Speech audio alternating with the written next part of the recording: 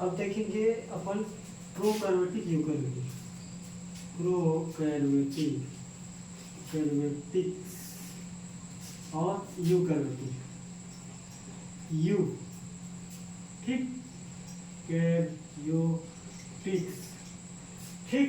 इसका simple concept तो ये है, जो पहले के बैक्टीरिया था या पहले के सूक्ष्म जीव था उस पर क्या क्या प्रेजेंट है, और अभी जो पाए जाने वाले बैक्टीरिया में क्या क्या है। अब भाई जो पहले अगर पाया जा रहा होगा तो उस पर तो कुछ ना कुछ चीज का तो अभाव होगा ना भाई। अब क्या चीज का अभाव होगा तो वो हम देखेंगे तो पता चल जाएगा। तो प्रो की मतलब क्या है, पिछड़ा हुआ, ठीक, जिसको बोलते हैं प्रीमेटिव टाइप ऑफ सेल बोलते हैं। इसको एक नाम से और जानते हैं, primitive type primitive type of cell भी बोलते हैं। प्रीमेटिव टाइप ऑफ सेल का मतलब क्या है, सेल मतलब कोशिका, ठीक है। जो पहले पाए जाने वाले सेल है, पहले पाए जाने वाले जो जीव है उस पर क्या क्या चीज प्रेजेंट है, क्या क्या चीज एकदम सब चीज एकदम सुव्यवस्थित ढंग से दिखाई देता है। तो इस प्रकार के जो जीव है उसको बोलते हैं प्रोकैरियोटिक। यूकैरियोटिक, अभी क्या क्या उस पर चेंजेस आया है, अभी के प्रकार के जो बैक्टीरिया है उस पर क्या क्या चेंजेस आया है, उसको बोलते हैं यूकैरियोटिक, ठीक। तो प्रो मतलब क्या होता है, तोड़ के देखते हो, प्रो या प्रीमेटिव। प्रो मतलब पहले, इसको मिटा देता हूँ, आप लिख लेना प्रीमेटिव। प्रो मतलब पहले, तो जो पहले पाया जाएगा, पहले वाले जो जीव में क्या चीज ठीक से दिखाई देता है, क्या चीज ठीक से नहीं दिखाई देता। यू में कंप्लीट सब चीज का डेवलपमेंट, विकास हो गया है, उसको बोलते हैं यू। मतलब अभी के बैक्टीरिया या अभी के जीव में क्या चीज कंप्लीट रूप से दिखाई देता है, क्या क्या चीज चेंजेस आया है प्रो से। भाई पहले पाया जाएगा तो क्या है, कोई ना कोई तो होगा ना। तो प्रो में क्या है, प्रो मतलब पिछड़ा हुआ, पहले मतलब पिछड़ा हुआ, ठीक, जो सुपरिभाषित नहीं है, वेल डिफाइन करके लिखा रहता है, prokaryotic cell is the well defined cell. तो ये क्या है, सुपरिभाषित नहीं होता है, मतलब ठीक से किसी भी चीज को हम परिभाषित नहीं कर सकते। जैसे कि केंद्रक, तो केंद्रक कोशिका का अभाव है, अभाव रहेगा, आगे देखेंगे। तो पिछड़ा हुआ का मतलब क्या है, पहले पिछड़ा हुआ और सुपरिभाषित नहीं है। और ये क्या, पिछड़ा हुआ नहीं, अभी सामान्य, यू के मतलब सामान्य प्लस सुव्यवस्थित, यहाँ सुपरिभाषित नहीं, यहाँ सुव्यवस्थित प्लस सुपरिभाषित प्लस सुपरिभाषित, इसको बोलते हैं eukaryotic. Prokaryotic cell, eukaryotic cell, ठीक है। अब देखेंगे दोनों में क्या डिफरेंस है, तो डिफरेंस आप समझ जाओगे, ठीक। प्रो मतलब पहले पाए जाने वाले में क्या क्या चीज है, क्या क्या चीज नहीं है। प्रो मतलब हमेशा याद रखिए। यू जो अभी के में है तो क्या चेंजेस आया, तो पहले तो इसका अर्थ हमें इसी को लिखना। अर्थ हमें एक डिफरेंस ये है, पहला पिछड़ा हुआ, सुपरिभाषित नहीं, अर्थ हमें पहला ये डिफरेंस हुआ कि नहीं, ठीक। अब सेकंड क्या है, प्रोकैरियोटिक को तोड़ के देखते हैं। प्रो मतलब पहला, कैरियोटिक मतलब मतलब होता है केंद्रक। प्रो मतलब पहले, कैरियोटिक से मतलब केंद्रक, ठीक। यहाँ तक क्लियर है।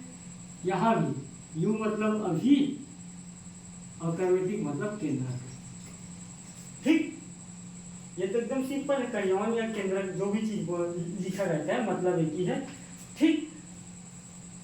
तो फर्स्ट अर्थ में लिख लो कितना, अर्थ में फर्स्ट ये, ठीक। उसके बाद है केंद्रक झिल्ली, दूसरा डिफरेंस। तो मैं यहाँ बीच पर लिखूंगा और गोल गोल टिक राइट मारूंगा, आप समझ जाए इसमें प्रेजेंट है, इसमें नहीं प्रेजेंट है। एक है केंद्रक झिल्ली, ठीक। दूसरा अंतर, केंद्रक झिल्ली, झिल्ली झिल्ली प्रोकैर्योटिक, यूकैर्योटिक। ठीक, तो केंद्रक झिल्ली प्रोकैर्योटिक में अभाव रहता है, अभाव दिखाई देता है। ठीक, तो मैं यहाँ लिख देता हूँ प्रोकैर्योटिक में अभाव दिखाई देता है, इसमें अभाव दिखाई नहीं देता, दिखाई नहीं देता मतलब सुस्पष्ट है, इस प्रकार के है वो। बात समझ में आया? सुस्पष्ट है, यहाँ तक एकदम एकदम क्लियर है।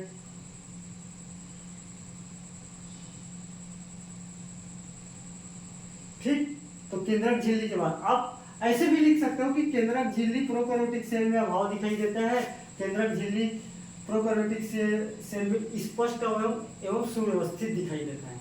बात समझ में आया यहाँ तक? उसके बाद सामान्य है, बेसिकली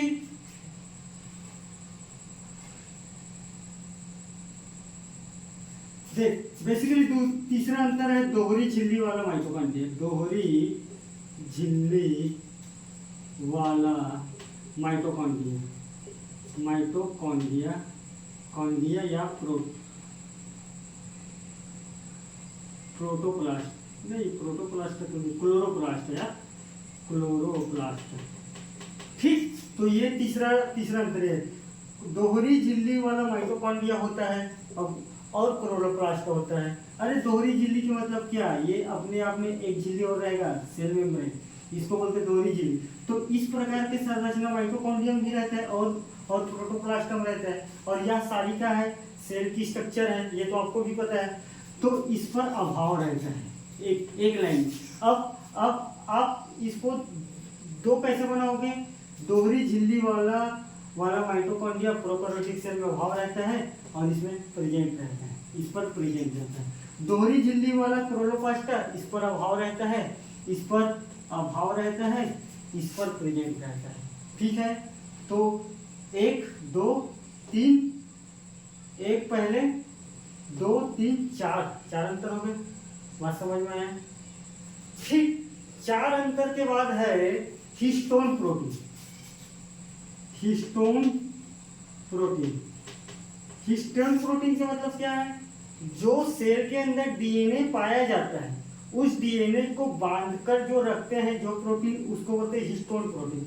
तो प्रो जो पहला आया है उस पर कहाँ रहेगा भाई ये सब चीज? तो लिखो ना, इस पर अभाव रहता है करके। आप लिखना हिस्टोन प्रोटीन प्रोकैर्योटिक सेल में अभाव रहता है, इस पर प्रेजेंट लिख देना। मैं चित्र बना लूंगा, आपको लिखना पूरा हिस्टोन प्रोटीन ये यू वाला में प्रेजेंट रहता है, हमने देखा है करके लिखो। नहीं देखे हो तो खोल के दिखलाने बोलो तुम्हारे मैडम टीचर। ठीक है, बात समझ में आई यहाँ तक? उसके बाद है ERGB और लाइसोसोम। ठीक, 21 को 4 में लिखता हूँ। ये बीच का जो क्या है, ये बीच में इसी कारण लिख रहा हूँ क्योंकि इस पर मेरे को चित्र न बनाना था। ठीक, एक रहता है एंडोप्लाज्मिक रेटिकुलम, लाइसोसोम और एक है गोल्जी बॉडी, है ना? नहीं यार, गोल्जी बॉडी भी है, हाँ गोल्जी बॉडी। ठीक, ER lysosome, Golgi body. ER मतलब एंडोप्लाज्मिक रेटिकुलम, लाइसोसोम सबको पता है, EGB का है गोल्जी बॉडी। ठीक, तो ये सारी 3 चीज का अभाव इसमें रहता है, इस पर प्रेजेंट रहता है। अब लिखना कैसे है? एंडोप्लाज्मिक रेटिकुलम प्रोकैर्योटिक सेल में नहीं पाया जाता, 5 हो गए। एंडोप्लाज्मिक नहीं, गोल्जी बॉडी, इस पर अभाव नहीं पाया जाता है, 3 चीजें नहीं पाया जाएगा। ठीक, लाइसोसोम नहीं पाया जाता है, तो 3 अंतर फिर हो गए एक ही पॉइंट में।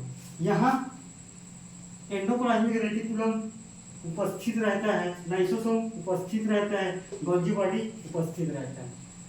तो 4 और 3 7 अंतर। ठीक, एक अंतर और बताता हूँ फिर बात समाप्त करते हैं। 4 नंबर में 7 अंतर, they have to sufficient for the 4 numbers are the enhancement of your numbers marks.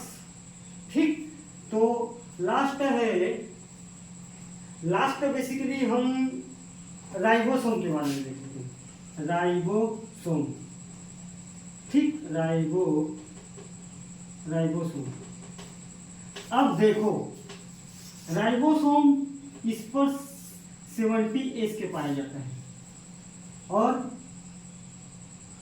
Ribosome इस पर 70S और 80S दोनों पाया जाता है, ठीक, किसमें, यू में। तो बेसिकली एस मतलब सदर वर्ग यूनिट, ठीक। अब इसका एग्जाम्पल कौन कौन सा आता है प्रोकैरियोटिक में, और यू में कौन कौन सा आता है। तो प्रो में आता है बैक्टीरिया प्रो में आता है, और बैक्टीरिया है, ब्लू ग्रीन एल्गी है, ठीक। और इसके एग्जाम्पल है बेसिकली पैरामीशियम है, amoeba paramecium Euglena, amoeba paramecium Euglena, ठीक। और पादप कोशिका या सेल, ठीक। तो ये 7-8 अंतर के साथ आपको प्रो। अब बता रहा हूँ बैक्टीरिया में जितना चीज का आप अभाव देखे हो उतना चीज आपके बैक्टीरिया के स्ट्रक्चर में नहीं होना चाहिए।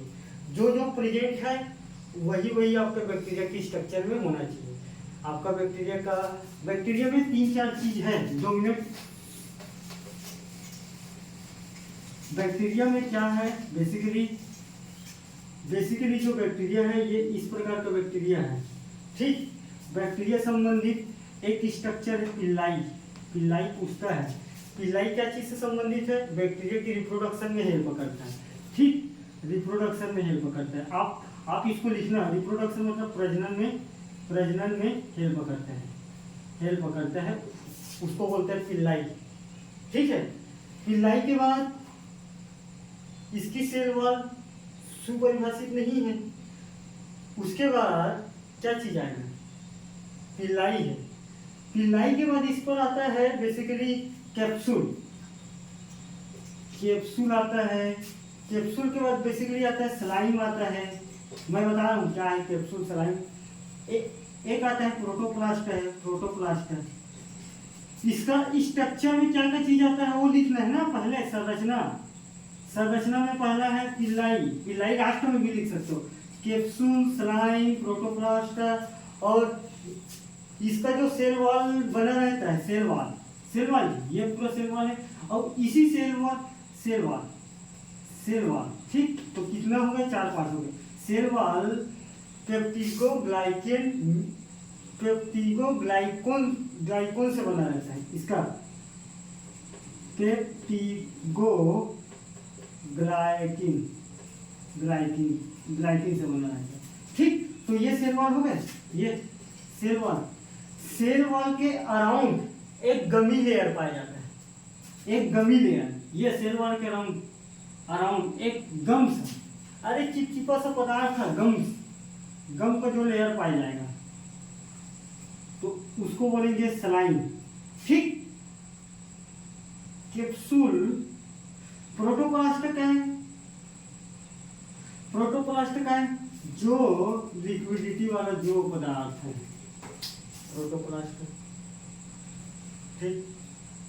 और पिल्लाई रिप्रोडक्शन से ये वाला, ठीक। तो बाकी स्ट्रक्चर आप देख लेना बाकी बुक से। बाकी ये मेन है, ये आपके शब्द में आना चाहिए। स्लाइम का है, कैप्सूल का है। कैप्सूल इसी आसपास के हार्ड लेयर को बोलते हैं, मैं एक्चुअल ध्यान नहीं कर पा रहा हूँ, ठीक है।